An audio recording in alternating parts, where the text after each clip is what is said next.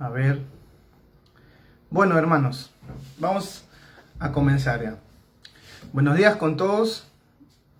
Buenos días con todos. El día de hoy vamos a continuar con nuestro estudio del libro de Efesios. El día de hoy estamos entrando a una nueva sección del libro. Hemos terminado 3 capítulos. El día de hoy vamos a comenzar el 4º capítulo, que es una sección distinta ya a la que hemos venido viendo. En unos minutos explicaré por qué. Pero mi ánimo, hermano, es que las cosas que tú estés aprendiendo, escuchando, o el Señor hablándote directamente al corazón, no las olvides. Y digo eso porque nosotros somos muy frágiles de la mente, ¿verdad? Y fácilmente podemos olvidarnos cosas muy importantes, cosas que quizás nos tocaron, nos emocionaron o sentimos que fue tan real. Y por eso quiero animarlos que traten de usar un libro de notas o quizás sus propios celulares como para escribir, no todo el sermón, sino algo puntual, algo específico que quizás necesitas hacer, dejar de hacer, conocer o buscar. No sé. El Señor habla de muchas maneras, habla de una manera personal a cada uno. Entonces yo te animo que no solamente te sientes o estés donde estés, solamente te dediques a escuchar y nada más, sino como que trata de anotar. De repente una sola frase puede ser algo que te ayude durante la semana o quizás hoy día mismo. Entonces te animo a eso, hermano. Buenos días, Marjorie. Entonces, como dije hace un rato, vamos a continuar con el capítulo 4. No sé si se recuerdan, cuando inicié el libro, nosotros hicimos una división del libro. Dijimos que del capítulo 1 al capítulo 3 era un libro o era una sección doctrinal. Una sección donde no había un mandamiento directo o específico que teníamos que hacer como iglesia. O literal, mejor dicho. No había un mandamiento literal que decía, hagan esto, busquen esto, vivan así. No había. Si han estado atentos, no había ni un mandamiento directo. Lo que Pablo ha hecho en los 3 primeros capítulos es solamente darnos a conocer lo que Jesús hizo por nosotros, lo que Dios ha planificado para nosotros, lo que ahora somos en Cristo, lo que tenemos en Cristo y cosas como esas. Pero no había mandamientos. Sé que hemos hecho o hemos terminado cada enseñanza de los 3 capítulos con aplicaciones, porque siempre hay algo que podamos aplicar, aprender, ¿no? Pero directamente Pablo no dio un mandamiento. Fue más que todo doctrinas, enseñanzas, conocimiento, cosas que necesitábamos saber. Pero desde el capítulo 4, lo que vamos a ver, lo que vamos a aprender es algo más práctico. Desde el capítulo 4 hasta terminar el libro, Pablo va a hablar cómo debemos vivir como hijos de Dios, cómo debemos vivir como iglesia, cómo debe funcionar la iglesia. Y vas a darte cuenta que cada versículo o cada cierto versículo va a tener un mandamiento, va a tener un llamado a hacer algo, una acción que te va a demandar que hagas, que es algo distinto a lo que hemos venido viendo en los primeros 3 capítulos. Entonces, a partir del capítulo 4, hermanos, lo que podemos decir es que viene lo práctico, ¿ya? Lo que implica acción. O en pocas palabras, a partir del capítulo 4, la iglesia es llamada a vivir en su vida diaria de una manera específica y de una manera que glorifique a Dios. Entonces, capítulo 4 hasta el final viene lo que es lo práctico. Vamos a orar para comenzar, hermanos. Padre Santo, te doy las gracias por este día. Gracias, Señor, por tu misericordia, por tu bondad, por tu gracia, por tu amor. por tu paciencia y por todo, Señor, lo que nos das día a día. Te ruego, te pido, Señor, que puedas perdonarme, que puedas limpiarme, Señor, de algún pecado no confesado o de alguna actitud que no fue agradable ante tus ojos, Señor. Y puedas, Señor, el día de hoy llenarme de tu Espíritu Santo. Necesito ser lleno de tu Espíritu Santo para poder compartir tu palabra, Señor. Sé tú hablando, Dios. Sé tú hablando en nuestro corazón. Que tu Espíritu Santo abra nuestros oídos para oír, Señor. Y que tu Espíritu Santo obre en nuestros corazones en este tiempo, Dios. Gracias por todo, Dios. Usa tu palabra como siempre lo has hecho. Y ayúdanos a poder vivir vidas dignas del Evangelio, Dios. Te lo pido en el nombre de tu Hijo Jesús. Amén y amén. Bueno, hermanos, compartan la transmisión. No se olviden compartirla al WhatsApp y al Messenger. Entonces, la semana pasada estuvimos aprendiendo, conociendo un poco del corazón de Pablo, ¿no? Todo el capítulo 3, Pablo nos ha hablado del ministerio que Dios le dio como responsabilidad para que se encargara a él, ¿no? de expandir su evangelio a un grupo específico, a los gentiles, ¿no? Las personas que no eran judías, ¿no? Pero él también nos hizo mención en este ministerio que lo que él daba a conocer era esta enseñanza que por mucho tiempo estuvo oculta, ¿no? Por generaciones estuvo oculta, ¿no? ¿Y cuál era esa enseñanza, ese misterio de que Jesús o Dios por medio de Jesús iba a formar un solo pueblo? Tanto judíos como gentiles iban a ser un solo cuerpo, un solo pueblo. Y eso sucedió o se volvió algo real cuando Cristo dio su vida por nosotros en la cruz. Desde ese momento la iglesia nace. No hay dos iglesias, no hay la iglesia de los judíos y la iglesia de los no judíos. En Jesús somos todos un solo cuerpo, un solo pueblo. Y eso es lo que Pablo ha venido enseñando en el capítulo 3, diciéndonos que Dios nos ha escogido también a nosotros, los gentiles, para formar parte de ese cuerpo. Ese cuerpo que hoy conocemos como la iglesia. Jesús hizo posible que la iglesia existiera a través de su muerte. Y uno de los propósitos por la cual Jesús hizo posible esta unión, esta unidad de ambos pueblos, para que hoy sea uno, es para que demos a conocer la multiforme o la diversidad, la multiforme sabiduría de Dios al mundo.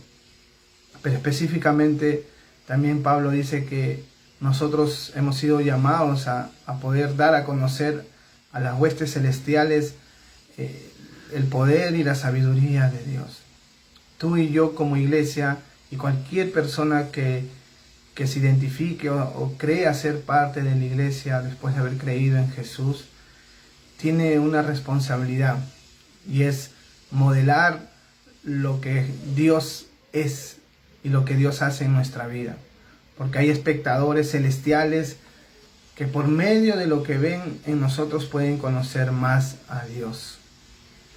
Entonces eso es lo que Pablo nos vino enseñando, de que tenemos espectadores viéndonos. Y de todo lo que hacemos nos están observando. Y el corazón de Pablo era de que si nos están viendo, lo mejor sería que vean cosas que glorifiquen a Dios. Y en la segunda parte del capítulo 3, lo que Pablo hace es que estas cosas que él vino hablando puedan ser una realidad en su vida, ¿no? Y es por eso que él hace una oración pidiéndole a Dios de rodillas que la iglesia de Efesios pueda ser fortalecida interiormente para vivir esa vida que Dios demanda. Él le pidió fortaleza espiritual en su hombre interior. Esa era la petición de Pablo. Él pidió que Dios haga de su interior de los creyentes algo habitable para Jesús, un lugar adecuado, que quite cualquier cosa pecaminosa, cualquier cosa mala, que de una manera estorbe el propósito que Dios tiene para cada uno de nosotros. También Pablo pidió que Dios le dé comprensión y conocimiento del amor inmenso que Jesús tiene hacia su iglesia, ¿no? Un amor que no tiene tamaño, que no tiene fin.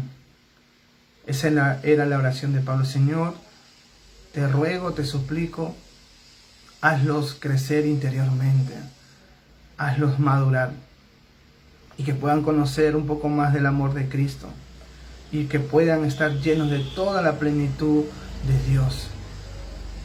En pocas palabras, el resumen de su oración de Pablo era: Señor, hazlos que crezcan.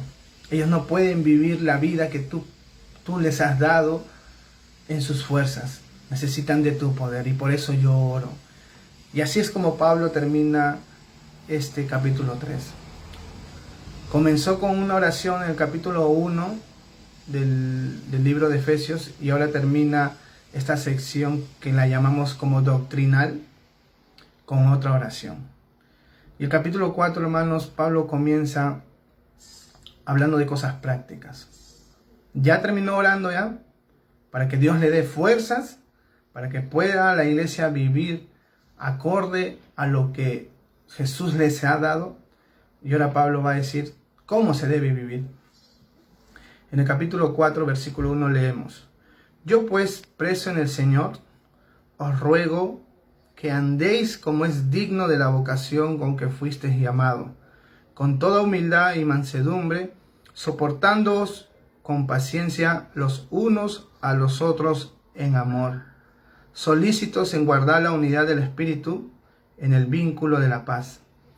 Un cuerpo, un espíritu, como fuisteis también llamados a una misma esperanza de vuestra vocación, un Señor, una fe, un bautismo, un Dios y Padre de todos, el cual es sobre todos y por todos y en todos. Pero a cada uno de nosotros fue dada la gracia conforme a la medida del don de Cristo. Por lo cual dice: subiendo a lo alto llevó cautiva la cautividad y dio dones a los hombres. Y eso de que subió, ¿qué es sino que también había descendido primero a las partes más bajas de la tierra? El que descendió es el mismo que también subió por encima de todos los cielos para llenarlo todo. Y él mismo, Jesús, constituyó a unos apóstoles, a otros profetas, a otros evangelistas, a otros pastores y maestros, a fin de perfeccionar a los santos para la obra del ministerio, para la edificación del cuerpo de Cristo, hasta que todos lleguemos a la unidad de la fe y del conocimiento del Hijo de Dios, a un varón perfecto, a la medida de la estatura de la plenitud de Cristo, para que ya no seamos niños fluctuantes, llevados por doquiera de todo viento de doctrina, por estratagema de hombres que para engañar emplean con astucia las artimañas del error, sino que siguiendo la verdad en amor, crezcamos en todo en aquel que es la cabeza, esto es Cristo, de quien todo el cuerpo, bien concertado y unido entre sí por todas las coyunturas que se ayudan mutuamente, según la actividad propia de cada miembro, reciba su crecimiento para ir edificándose en amor. Bueno, hermanos, acabamos de leer 16 versículos del capítulo 4. La idea es terminarlo hoy día. Y el tema, como pueden ver en la transmisión del día de hoy, es unidad y diversidad. Y Pablo comienza este capítulo diciendo: yo pues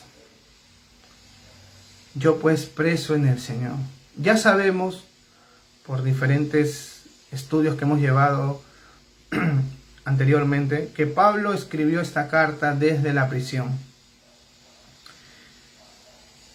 Él había sido llevado a ese lugar por haber predicado o por haber vivido el Evangelio. Él fue llevado ahí injustamente. Él fue llevado ahí por calumnias, por mentiras que sus enemigos inventaron para poder verlo encerrado. Esa era la condición de Pablo en este momento mientras escribía esta carta. Ya lo hemos dicho, pero no está de más resaltar, hermanos, que Pablo sigue dando hincapié diciendo: yo soy preso en el Señor, ¿no? Enseñándonos o mostrándonos un poco de la forma en cómo él veía su situación. Su situación no era la mejor, no era la más bonita, no era algo que quisiéramos pasar ni uno de nosotros. Sin embargo, él no estaba triste ni siquiera quejándose de esa situación en la que estaba. Él dice: yo estoy preso, pero preso en el Señor. Él es mi dueño, Él es mi Señor. Y si yo estoy acá, es porque es su voluntad. Entonces Pablo dice eso, ¿no? Yo estoy preso, pero estoy preso en el Señor. Y después de Pablo mencionar eso de ahí, dice: os ruego que andéis como es digno de la vocación con que fuisteis llamados. Me gusta mucho esta parte, hermanos, porque Pablo comienza este capítulo donde hemos dicho que él va a hablar de cosas prácticas que debemos hacer o vivir como iglesia, pero él comienza diciendo: os ruego. Él pudo haber dicho: les pido, les demando, les exhorto.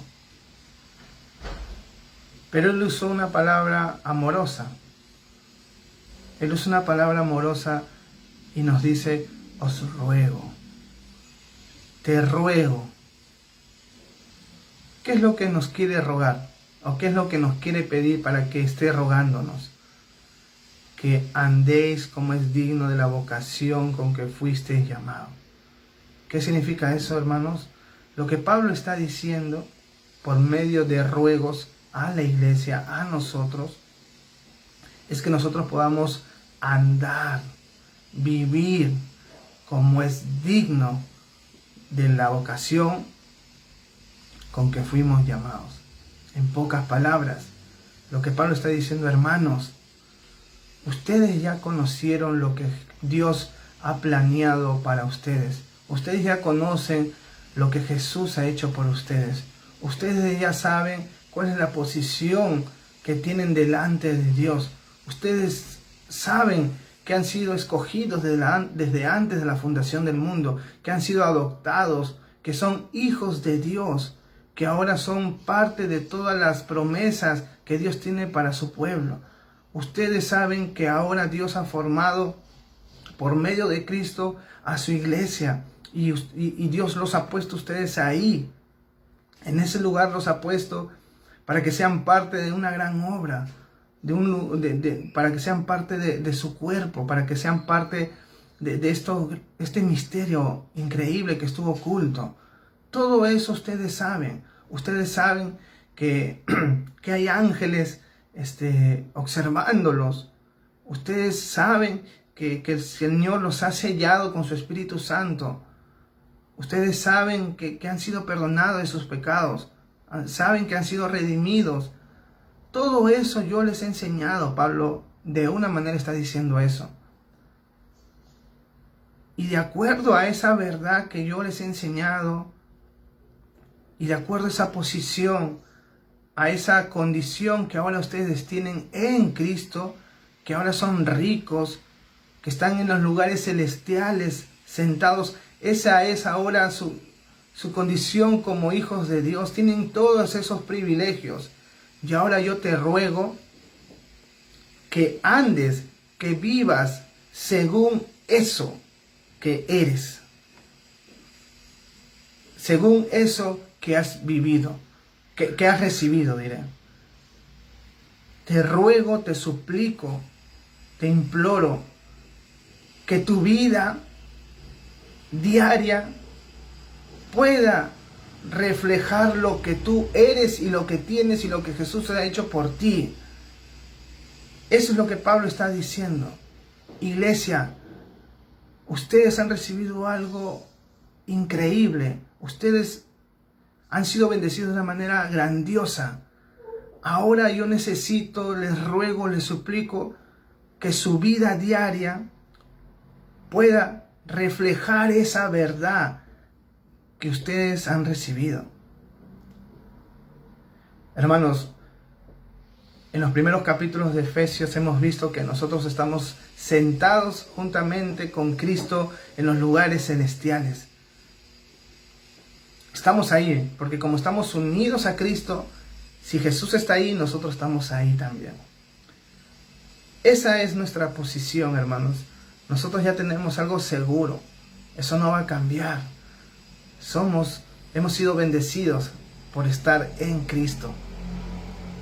Pero todavía no estamos físicamente con Cristo. No estamos completamente con Cristo porque también estamos en esta tierra. Y lo que Pablo está queriendo decirnos con este primer versículo es: ustedes ya están en Cristo, no tienen de qué preocuparse, eso no va a cambiar. Pero por ahora están en la tierra, por ahora están viviendo aquí, en lo terrenal. Y necesitamos nosotros reflejar eso que ya somos, eso que tenemos, mientras vivas, mientras estés en esta tierra. Y por eso yo te ruego que puedas andar, vivir como es digno de la vocación con que fuiste llamado.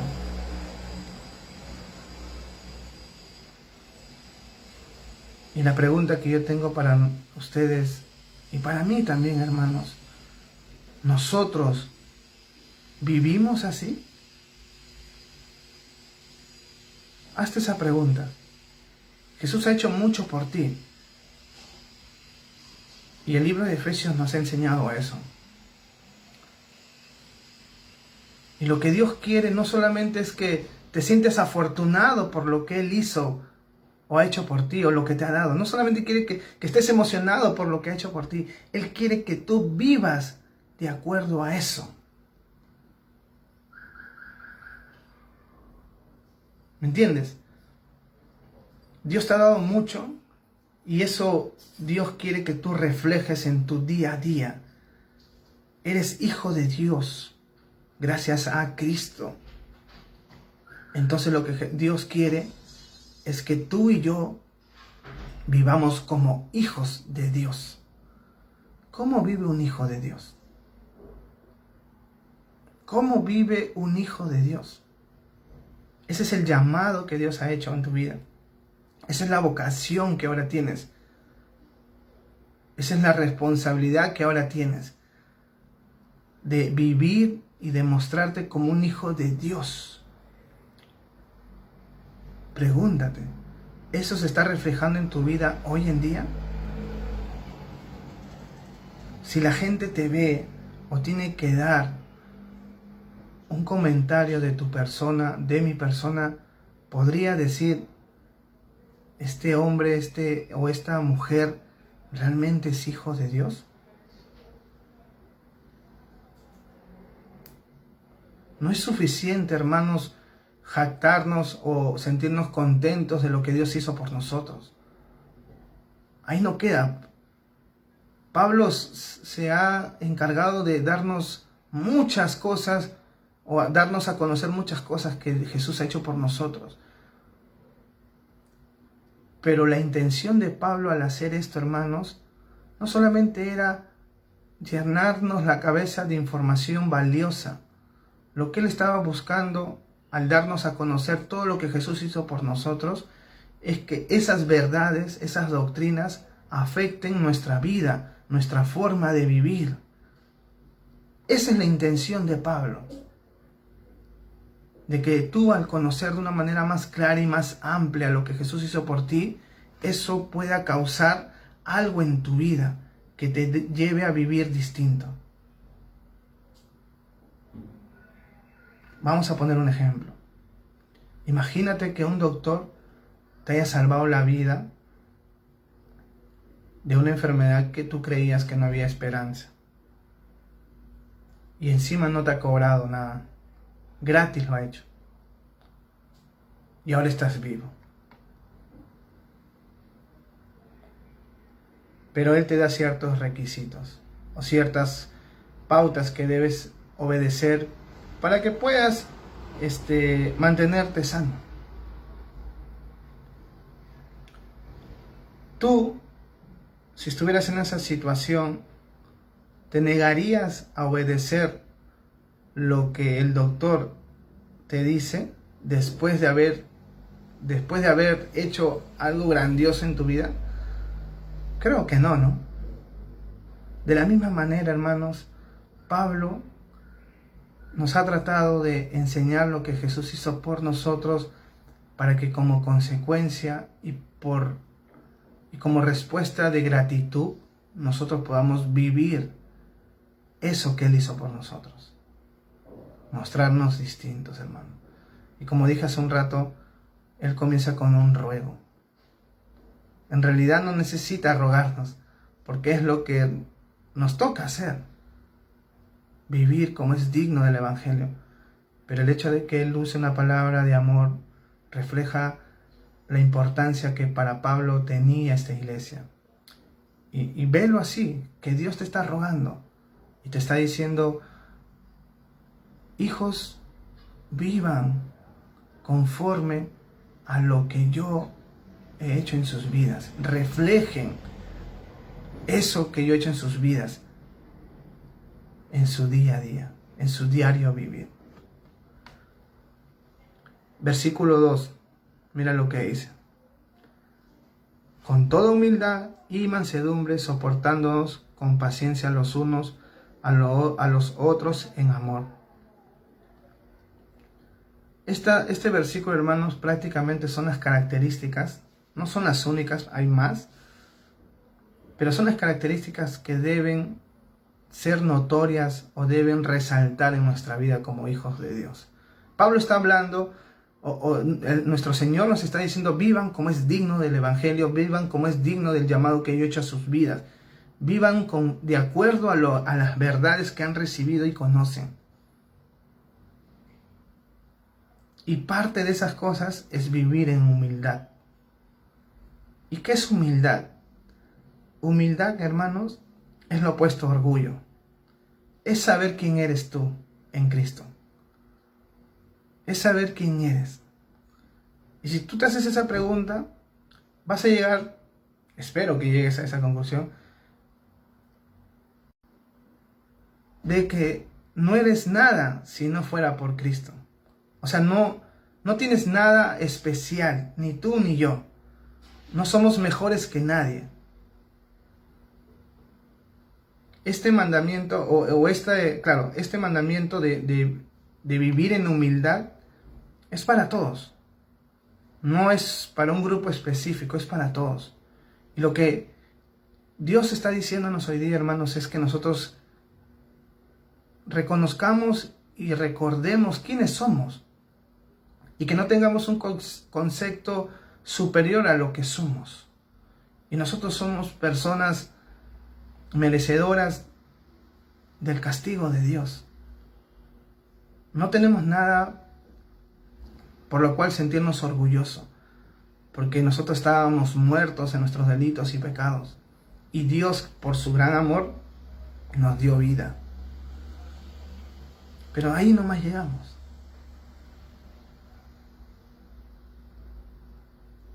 Humildad en este contexto es saber quién eres en Cristo. Eres una persona, un pecador perdonado y redimido y salvado por la gracia de Dios. Hasta ahí nomás eres. No eres alguien especial o mejor a otro hermano que esté cerca a ti o en tu iglesia. Entonces, hermanos, humildad es saber quiénes somos nosotros en Cristo. Nosotros no somos más que nadie, hermano.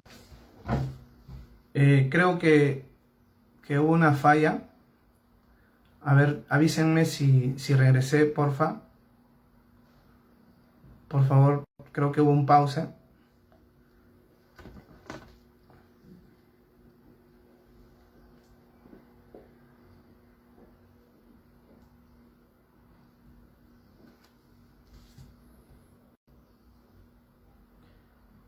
Ok, ya. Entonces, hermano, disculpen. Mi celular se abrió otra ventana rápidamente.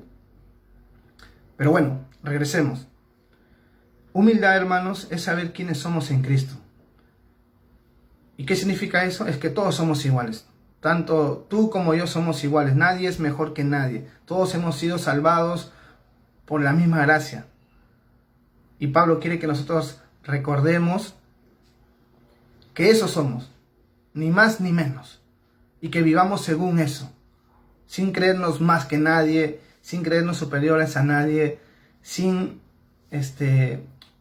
menospreciar a nadie. Humildad. Y humildad, hermanos, no es ser débil. Humildad es saber quién eres tú. Ni más ni menos. Pero también Pablo dice que vivan en mansedumbre. Y la persona mansa es una persona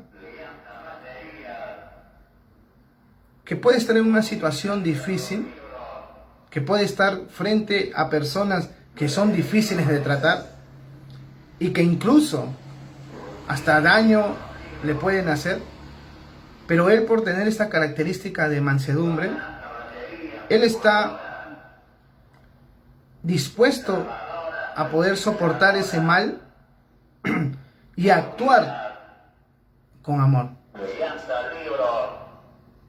Ahora, ¿qué significa eso, hermano? Que la mansedumbre, hermanos, es madurez de carácter. Muchas personas dicen esto. Cuando una persona habla duro, o se molesta rápido, o reniega rápido, o grita, dicen, esta persona es de carácter fuerte, ¿no? Es la forma en cómo nosotros definimos esa actitud, ¿no? Esta persona es de duro carácter o de carácter fuerte. Pero en realidad hemos estado equivocados, porque eso no es tener un carácter fuerte. Es al contrario, es tener un carácter débil. Tener un carácter fuerte, hermanos, es que aun cuando hay razones para airarnos o alzar la voz, no lo hacemos. Somos mansos. Pero no solamente es, la persona mansa es aquella que no reacciona según sus emociones, sino que es una persona que, aparte de no reaccionar y de tener madurez y control sobre sí mismo, sobre su carácter, frente a una situación adversa de una persona o de una situación, aparte de soportarla, aparte de no actuar de una manera incorrecta, es la persona que hace un bien. Un pastor dijo que la mansedumbre es como la amabilidad, ¿no? Es amor en acción. Es la persona que puede tener las razones para actuar de una manera distinta, pero decide soportarlas y actuar en amor. Y esa es otra característica que nosotros debemos tener, hermanos. Mansos. Pregúntate, ¿eres manso? Ahora, hermanos, manso no es ser menso. Porque muchas veces la gente confunde eso. De que una persona mansa es una persona tonta, débil, que nunca responde a nada. No.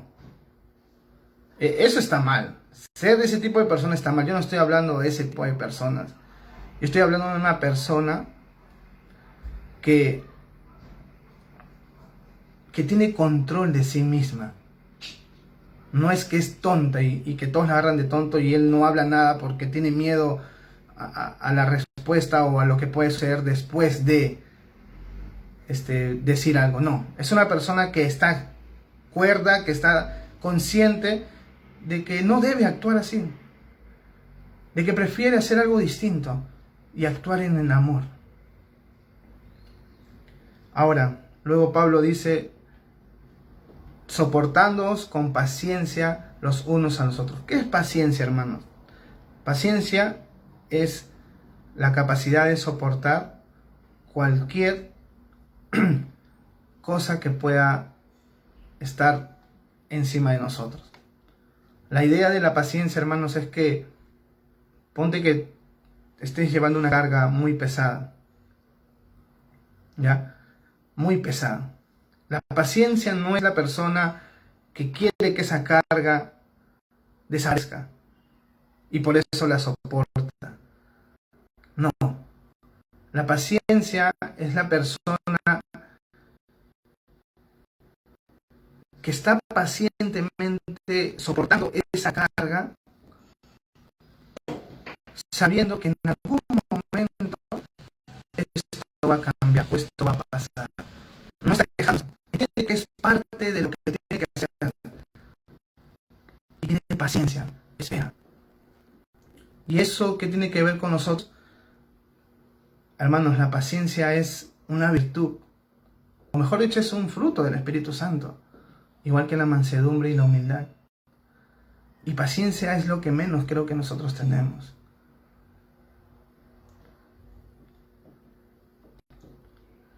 Nosotros por naturaleza queremos las cosas rápido, queremos actuar rápido, queremos hacer cosas rápido. Pero Pablo acá se está refiriendo más que todo en el contexto de poder tener paciencia los unos por los otros. Porque si te das cuenta en el versículo 2 dice, soportándonos con paciencia los unos a los otros. Tanto la humildad como la mansedumbre y la paciencia, hermanos, tiene que ver con el trato o con la relación que podemos tener unos por otros. Acuérdense el tema del día de hoy, unidad y diversidad. Pablo ahorita está hablando de las características que tú y yo debemos tener, porque eso va a ayudar mucho a lo que va a decir en el siguiente versículo. 3.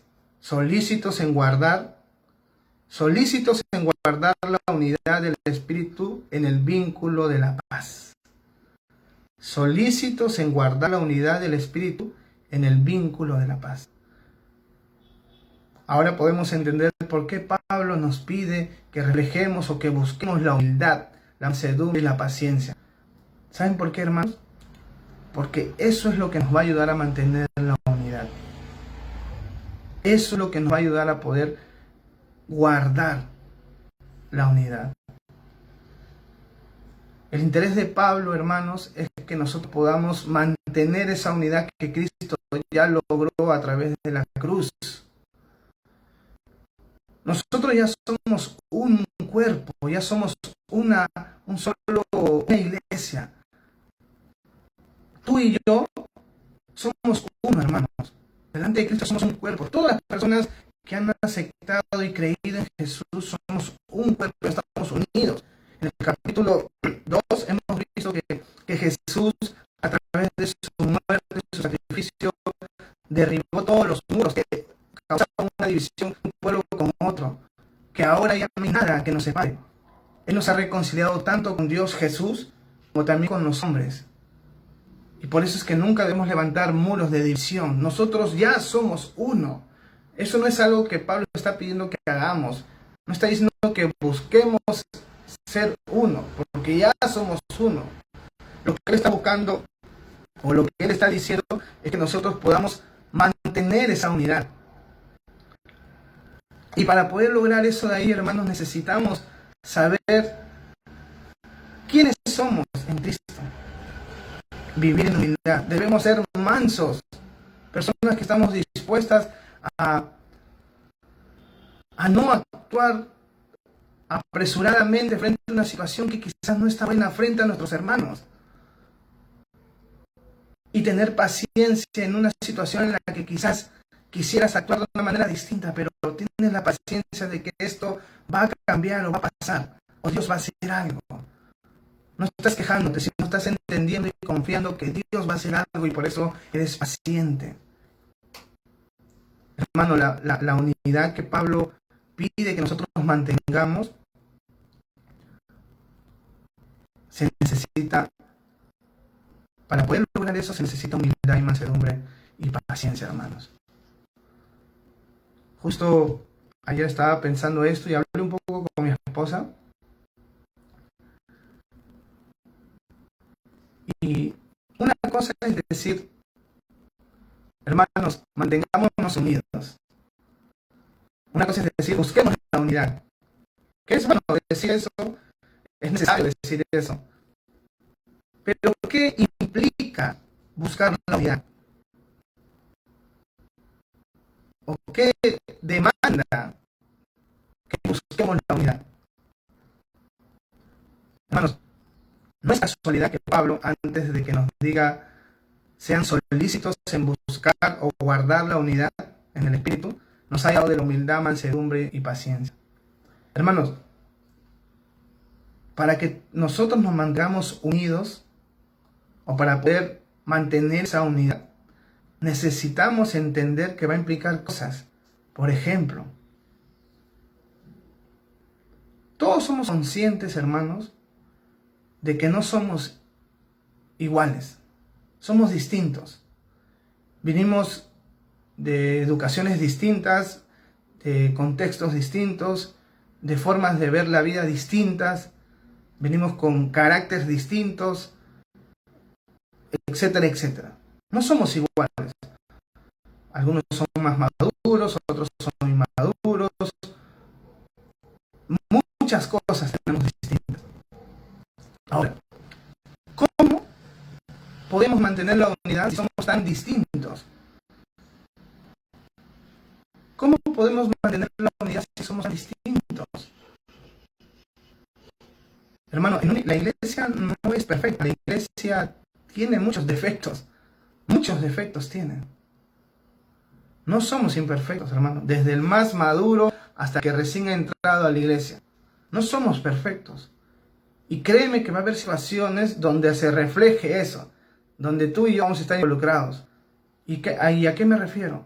Es que va a haber momentos, hermano, que quizás algún hermano va a actuar o va a hacer o va a decir algo que quizás no sea tan agradable para ti, que eres otro hermano de la iglesia. Quizás va a decir algo que no es, quizás te va a mirar de una forma que no debe hacerla, quizás va a dar un comentario que no es el adecuado, y quizás, no sé, puede hacer algo delante tuyo que tú crees que no es lo correcto.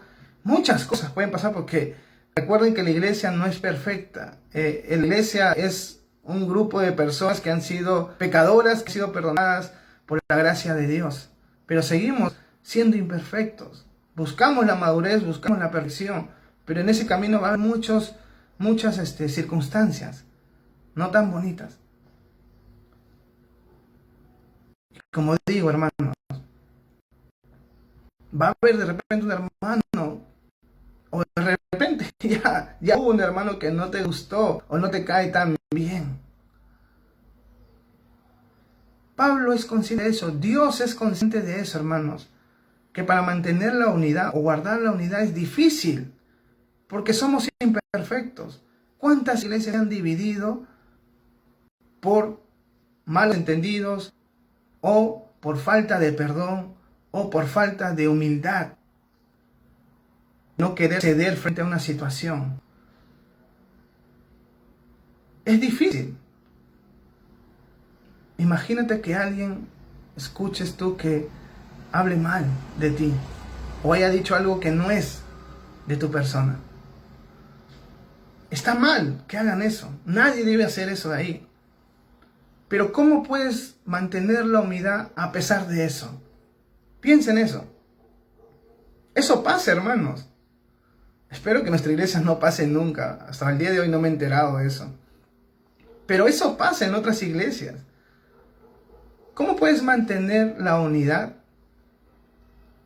frente a una persona que sabes que ha hablado mal? O sabes que ha hecho algo que no es correcto.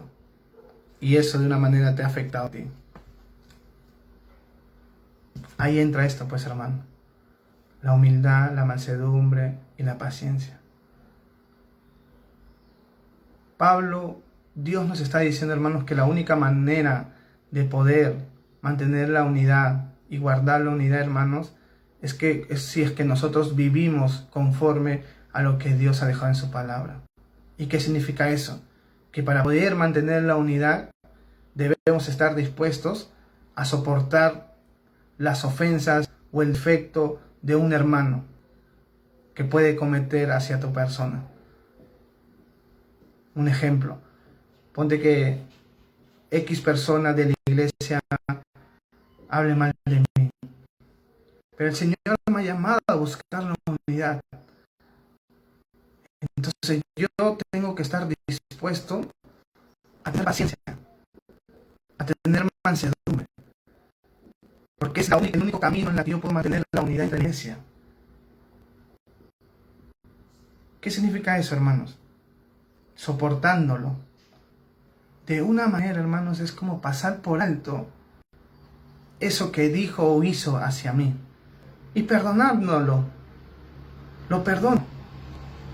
Y teniendo paciencia, que Dios tiene la capacidad de hacerlo crecer y hacerlo que se dé cuenta de que la forma en cómo actuó no fue la correcta. Pero eso es algo de Dios hacia la persona. Pero por mi lado, Dios me ha llamado a buscar la unidad, a guardar la unidad. Y para lograr eso de ahí, yo necesito pasar por alto algunas cosas que quizás Él me hizo, que no me gustó, pero también perdonarlo. Hermanos, para poder buscar la unidad necesitamos hacer sacrificios. Por eso es que no es casualidad que Pablo diga, sean humildes, sean mansos y sopórtense los unos con otros con paciencia, porque Él es consciente de que vamos a necesitar estas tres cosas para poder guardar la unidad como iglesia, hermanos. No solamente es decir a la iglesia, mantengámonos unidos, no.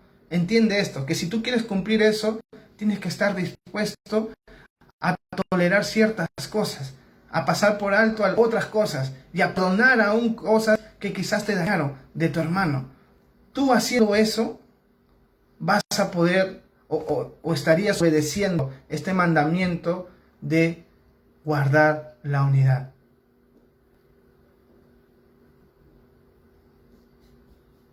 Entonces, no solamente se trata de decir, mantengámonos unidos, hermano, sino sé consciente de lo que implica hacer eso de ahí.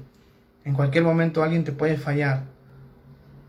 Tú y yo estamos llamados a buscar reconciliarnos, aun cuando tú fueras el afectado, porque es la única manera de poder mantenernos unidos, hermanos, soportándonos unos a los otros. Luego dice solícitos, y la palabra solícitos es como sé diligente en esto, es como un imperativo, es como constantemente busca esto. ¿Qué cosa? Guardar la unidad del Espíritu en el vínculo de la paz. Hermano, esto no es este llamado a ser solícitos, a guardar la unidad, no es un mandamiento para los pastores o líderes o encargados de los ministerios. Eso no es la responsabilidad solamente de ellos, es de toda la iglesia. Este llamado a buscar la unidad es para todos. Y no es si tú quieres. Es tu responsabilidad que esto sea una realidad en la iglesia. Por eso es que estoy tratando de explicar lo que implica. Porque si tú entiendes eso, entonces no sabes lo que significa mantenernos unidos, hermanos.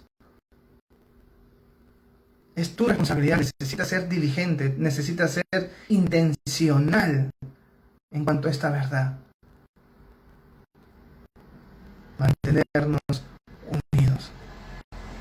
Necesitas para eso estas tres características. Y más, pero por lo menos estas tres en las que hemos visto ahora. Solícitos en guardar la unidad del Espíritu. Versículo 4 al 6. Un cuerpo, un espíritu, como fuisteis también llamados en una misma esperanza de vuestra vocación, un Señor, una fe, un bautismo, un Dios y Padre de todos, el cual es sobre todos y por todos y en todos. Hermanos, somos distintos, es verdad.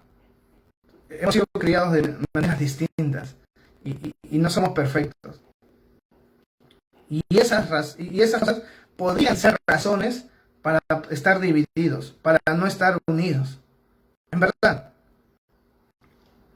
esas razones podrían ser suficientes para estar divididos. Pero Dios es tan sabio, hermanos, que aún nosotros teniendo diferencias como miembros de la iglesia, Él da una lista de las cosas que sí tenemos en común, las cuales son suficientes. Tenemos más cosas en común, tú y yo como creyentes, para estar unidos, que diferencias para mantenernos divididos. Otra vez repito, tenemos tantas cosas en común tú y yo para mantenernos unidos, que diferencias para mantenernos divididos.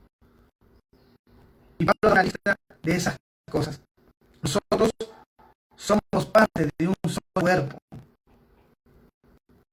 Tú y yo somos del mismo cuerpo.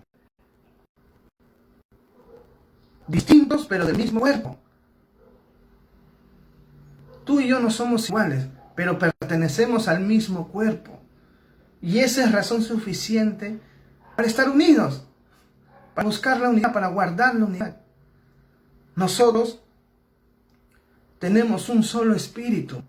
El espíritu que tú has recibido al momento de creer, yo también lo tengo. Y tu hermano que no te cae tan bien, también lo tiene. Tú y yo tenemos la misma esperanza. Esperamos y deseamos que pronto Cristo venga y pronto poder estar en su presencia. Tenemos la misma parada final. Todos estamos yendo al mismo lugar. Todos. Los 30 o 40 personas que son miembros de la iglesia, todos tenemos la misma esperanza, hermanos. Todos estamos deseando llegar al mismo lugar. Todos tenemos los mismos boletos para poder llegar a ese lugar tan ansiado por todos nosotros, que es estar en la presencia de Dios. Nadie tiene algo distinto. Tú y yo somos iguales también en esto. Luego Pablo dice, y también tienen un solo Señor. La iglesia cree en un solo Cristo. No hay otro. En el Mesías, en nuestro Señor. A Él rendimos cuentas, a Él obedecemos, a Él buscamos. Y recuerda eso, no es algo, que solamente tú haces. Todos hacen eso, todos tienen acceso al mismo Señor. Todos, una fe, dice. Todos tenemos la misma fe. Para llegar a ser hijo de Dios, para poder haber sido parte de la familia de Dios, hemos tenido que creer en Jesús, arrepentirnos y creer en Jesús. No hay una fe distinta. Toda aquella persona que ahora es familia de Dios ha tenido que tener una fe, y esa fe es igual a la que tú tuviste o la que tú tienes. No es algo distinto. También hay un solo bautismo, hermanos. Todos hemos pasado por eso. El Espíritu Santo nos ha bautizado, pero también hemos sido bautizados por medio del agua. No somos distintos, hermanos, en cuanto a esas cosas. Todos somos iguales a eso. Todos hemos pasado por el mismo procedimiento. Y versículo 6 dice, y un Dios y Padre de todos, el cual es sobre todos y por todos y en todos. Hermanos, tenemos un Padre y tenemos un solo Dios. El Padre mío y el Dios mío es el mismo que el tuyo. Y Él está sobre todos y por todos y en todos. Y en todos, hermanos. Somos una familia. Tenemos muchas cosas en común. muchas. Y tenemos cosas en común valiosas, hermanos. Tenemos un solo Señor, una sola fe, un solo bautismo, una sola esperanza, un solo Padre, un solo Dios. Estamos vinculados con lazos muy fuertes. Eso es algo que debes tener presente en el momento que creas tú que hay suficientes razones para dejar de hablar a alguien que también es miembro del mismo cuerpo. Recuerda eso. Aun cuando creas tú que hay razones suficientes para alejarte o tomar tu distancia de otro hermano, recuerda eso.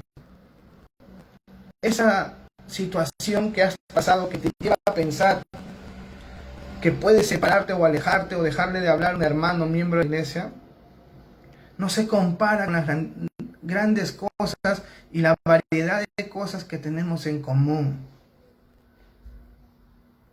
Somos una familia y como toda familia va a tener momentos difíciles. No es casualidad, repito, hermanos, que Pablo nos llama a guardar la unidad. ¿Sabes por qué nos llama a eso? Porque es algo que quizás no vamos a hacer, porque es algo que no hacemos como hombres. Cada uno ve por sí mismo, lamentablemente es así. Cada uno trata de resaltar su propia persona. Cada uno trata de buscar lo suyo. Por eso es que en varios versículos de la Biblia nos hacen reflexionar y nos llaman a que nosotros pensemos más en los demás que nosotros mismos. Y es porque nuestra naturaleza es egoísta. Y como digo, hermanos, somos una familia. Y como familia debemos mantener y reflejar esa unidad que ya tenemos en Cristo. Pero para eso necesitamos saber lo que implica. Es muy importante que sepas esto, hermano. Somos distintos, pero tenemos muchas cosas en común para poder mantenernos unidos. Nada de lo que pueda hacer tu hermano debe llevarte a la desunión. Nada. Porque lo peor que te puede hacer, lo puedes solucionar con el perdón. En verdad. Lo peor que te puede hacer un hermano, se puede solucionar con la misericordia que puedes mostrarle y por el perdón que puedes darle. A eso se refiere de ser solícitos en guardar la unidad, de que seas intencional. Mucha gente, hermanos, no entiende esto. Cree que se trata de lo que el otro puede hacer, cuando realmente se trata de lo que uno debe hacer. No tienes que esperar que tu otro hermano, o que el líder, o que el pastor busque la unidad. Tú tienes que hacerlo. Tú tienes que hacerlo. No tu hermano. Tú tienes que buscar mantener la unidad como iglesia. Algunas personas, por tonterías, se sienten aislados o sienten que no están unidos a la iglesia. En verdad, y digo tonterías porque en verdad lo son.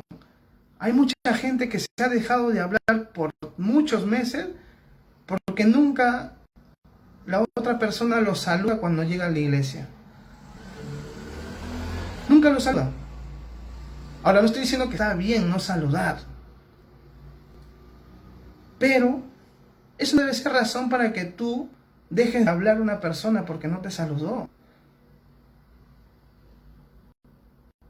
O otras personas se alejan del cuerpo, la iglesia, porque no les llamó o no lo llamó alguien de la iglesia que ella o él consideró que debió llamarla o llamarlo. Y se desunen. De una manera se separan. Y están esperando que alguien los llame. Pero hermanos, buscar la unidad no es que alguien lo haga para ti. es que tú lo hagas. ¿Por qué no hacemos eso? A ver, ¿por qué no somos nosotros los que tomamos la iniciativa de hacerlo? Por orgullo. Solo es eso, hermanos. El orgullo es lo que impide que nos mantengamos unidos. Y eso se muestra de diferentes maneras. La persona que no te que se siente afectada o afectado porque no le saludó el otro y por eso toma su distancia del que no le saludó, es porque esta persona cree que ella o él tiene que saludarlo a él. Y como no sucede eso, él toma su distancia. Y la pregunta es, ¿por qué esta persona, si se ha dado cuenta que no lo saluda, no se acerca y lo saluda? Por orgullo. Porque tiene una idea equivocada de sí mismo. De repente cree esta persona que las personas que deben saludar son los que lo rodean y no ella o él. Las personas que tienen que llamarla no es ella ni él, sino los demás. Y no hacerlo los demás es como esta persona se hace la víctima y dice, nadie me quiere, todos me odian. ¿Dónde está el amor? Hermanos, el llamado a buscar la unidad es para cada uno de nosotros. Y si tú has tenido esa actitud o esa forma de pensar, arrepiéntete, porque tú eres el que está fallando. ¿Qué, Víctor? ¿Estás diciendo que no debemos llamar a nadie para animarlos, para consolarlos, para saber cómo están? Sí, hay que llamarlos. Pero si te das cuenta que no te están llamando, no hagas una película de eso en tu mente, sino haz algo que va a implicar humildad, que es llama tú. Llama tú, escribe tú, saluda tú. Hacer eso ahí es buscar solícitamente mantener la unidad. De hacer eso es decir, no me voy a dejar llevar o no voy a dejar de hablarle a alguien o mantenerme distante del cuerpo solo porque no cumplen lo que yo creo que deberían hacer. No, hermanos. Hermanos, muchas iglesias se dividen por esto. Muchas iglesias se dividen por esto. Por el orgullo. Por eso Pablo dice con toda humildad. Tú no mereces nada ni yo merezco nada. Somos lo que somos por la gracia de Dios. Debemos ser humildes, hermano. Es algo muy importante. Es muy importante. Y vuelvo a repetir. Este llamado a guardar la unidad no es para el pastor y líder. También quita eso de tu mente. Ay, Víctor, nunca me llamaste. Ay, Víctor, nunca me escribiste. Ay, Oscar, no lo hiciste. Ay, Javicho, no lo hiciste. Ay, Víctor, no me saludaste. Perdóname si no lo hice, ya está bien, voy a hacerlo. Pero que eso no sea razón para que tú te apartes del cuerpo al cual perteneces. Busca por tu lado, porque también es tu responsabilidad mantenerte unido. No te aísles. No te aísles por cosas que ni siquiera estás segura que están pasando. Si alguien te ofendió, perdónalo. Si alguien de repente no te saludó, perdónalo. Y tú la siguiente semana salúdalo. Si alguien hizo algo que no debió hacer, perdónalo. Todos tenemos el mismo Padre. Tenemos la misma fe, hermanos. Entiende eso. Mantengámonos unidos. Que el orgullo, que la falta del perdón, que los prejuicios, que las expectativas erradas no sean motivos para separarnos. Recuerda que tenemos muchas cosas en común. Eso, hacer esto, hermanos, es vivir como es digno de la vocación, del llamado que hemos recibido. En los capítulos anteriores, Pablo nos ha dicho, somos un solo pueblo, un solo cuerpo. Somos la iglesia ahora. Y ahora Pablo está diciendo en el capítulo 4, mantengan eso que son. Pero para que hagan eso necesitan entender que deben vivir en humildad. Deben soportar las ofensas, las cosas que quizás no te agradan de otros hermanos. Pero ten paciencia. Sé manso. No tienes que actuar de la misma manera que el otro actuó, que te llevó a sentirte mal. Eso es buscar la unidad.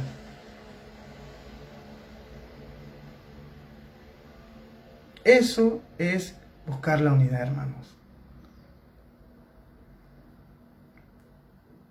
No busques que otro lo haga. Hazlo tú. Hazlo tú. Hazlo tú. ¿Verdad? Hay muchas personas que no vemos tiempo en la iglesia. No vemos tiempo. Algunas de ellas le hemos escrito, algunas de ellas hemos ido a su casa, algunas de ellas hemos llamado, no contestó. Estoy hablando como líderes. Y hasta el día de hoy ya pasó un año y ni siquiera un hola te ponen. ¿Por qué? Quizás estás esperando que el otro lo haga. Tú hazlo. Hacerlo va a ser un reflejo de la humildad que tienes. Y esa es una característica que tú y yo debemos reflejar siempre. Siempre, hermanos. Yo voy a buscar eso. Yo quiero vivir en humildad y mansedumbre y poder soportar algunas cosas que voy a tener que pasar como miembro de la iglesia, porque somos parte de un cuerpo. Y yo te animo a que tú también lo hagas. Eso es vivir como es digno del Evangelio. Entonces, mi hermano, te animo a que puedas pensar en esto. Haz a un lado tu orgullo, busca la unidad. Tienes muchas razones en común entre tú y yo y todos tus hermanos para poder estar unidos y nunca separarnos. El propósito de la iglesia, como muchos otros, es que podamos ser uno. Pero para poder lograr eso de ahí, hermanos, necesitamos trabajar de la misma manera que un matrimonio lo hace. Un matrimonio se vuelve uno desde el momento, desde que se unen como matrimonio, desde que los casan delante de Dios, ya sea un pastor o ya sea en otro lado, ¿cómo se llama? En la municipalidad, ya son uno. Ya son uno. No es que están en camino a ser uno. Desde el momento en que te casas ya eres uno. Pero para poder fortalecer esa unidad, necesitas poner de tu parte. Necesitas hacer sacrificios. Necesitas tener paciencia. Necesitas perdonar. Necesitas hacer muchas cosas para que esa unidad que ya es una realidad en tu matrimonio pueda reflejarse alrededor.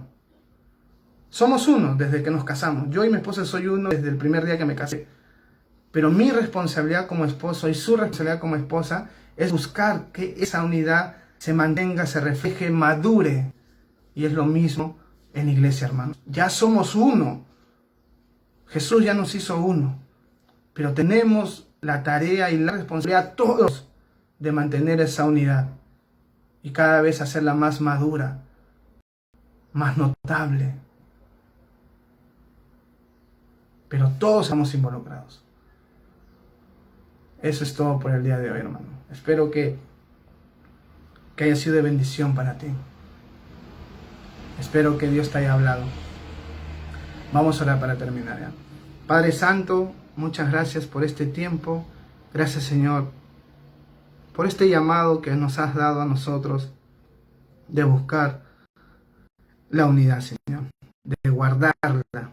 Unidad que ya es una realidad en nosotros, pero que lamentablemente como pecadores que somos, podríamos dañarla, Señor. Pero tú nos has llamado a vivir en humildad, en mansedumbre, soportándonos con paciencia los unos con nosotros, en amor, y poder ser solícitos en guardar la unidad, Señor. Ayúdame, Señor, a que el orgullo o los prejuicios o las ideas tontas que pueden venir a mi mente no sean una razón para estar alejado de mi hermano, que es parte de mi familia, Señor. Ayúdame, Señor, a entender que hacer esto es vivir como es digno de la vocación que nos has llamado, Señor. A no recordar que hay muchas razones para estar unidos, Señor. Tenemos un mismo espíritu, tenemos una misma esperanza, un solo Señor, una sola fe, un solo bautismo, un solo Dios y Padre, y somos miembros del mismo cuerpo, Señor. Ayúdanos a reflejar esto, Señor. Que no solamente sea, Señor, un conocimiento, Señor, que hoy hemos recibido, sino que sea algo que afecte nuestra vida y nos lleve a ser solícitos, diligentes, intencionales en guardar la unidad. Perdónanos si hemos fallado en eso, Dios. Haz tu obra en los corazones de todos nosotros, Dios. Oramos en el nombre de Jesús. Amén. Hermanos, gracias por su tiempo.